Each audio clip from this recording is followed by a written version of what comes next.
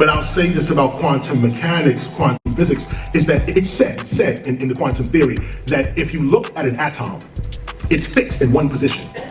But if you turn your back on an atom, it's in superposition, meaning that the world of atoms, the atomic structure of material reality, atoms are outside of space. Certain atoms can be in China and in America, and if you affect one, the minute you hit one, another one, the same thing you did to this one will happen to this one. They call it being co-located.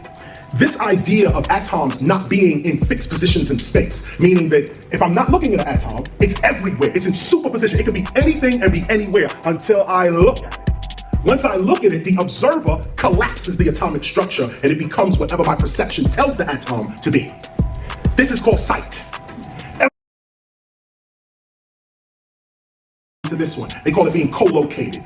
This idea of atoms not being in fixed positions in space, meaning that if I'm not looking at an atom, it's everywhere, it's in superposition. It could be anything and be anywhere until I look at it. Once I look at it, the observer collapses the atomic structure and it becomes whatever my perception tells the atom to be. This is called sight. Everyone knows that sight is not out there, sight is in here. Sight happens in the brain, which really happens in the mind. And so the reason I bring this up is because quantum mechanics says that the observer is creating the reality that the observer observes. So scientists are saying the brain creates reality, that there's no reality out here. Reality is in here. This is what science says, reality is in here.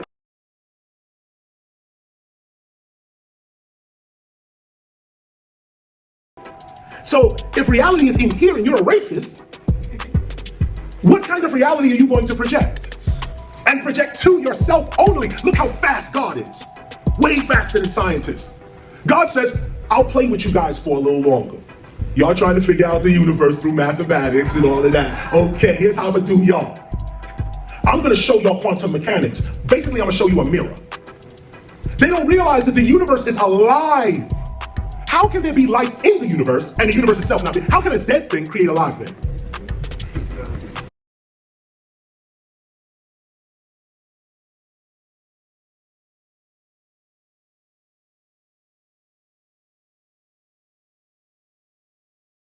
The universe is alive and it thinks. We are it.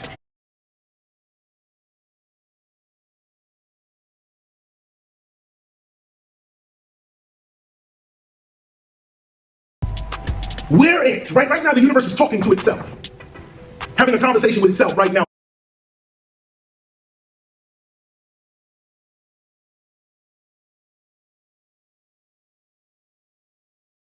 For whatever purpose it wants to fulfill. So science is trying to use Galileo's equations. Mathematics is the language of the universe. That's wrong. Galileo's wrong on that. What is the real language of the universe is intention.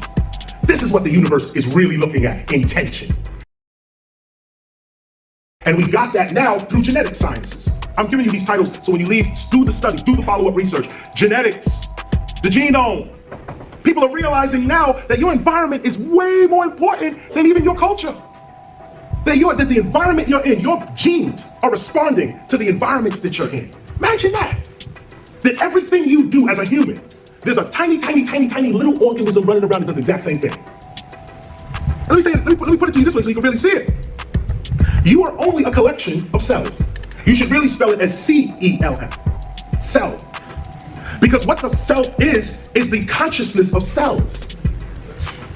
Cells reproduce, they talk, they have waste, they have a job and a function. Every cell knows what it's supposed to do. These are little thinking beings. And when they unite, they make you.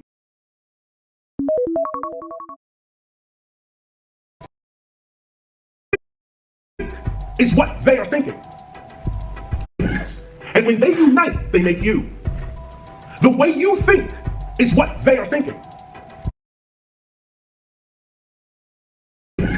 And when they unite, they make you. The way you think is what they are thinking.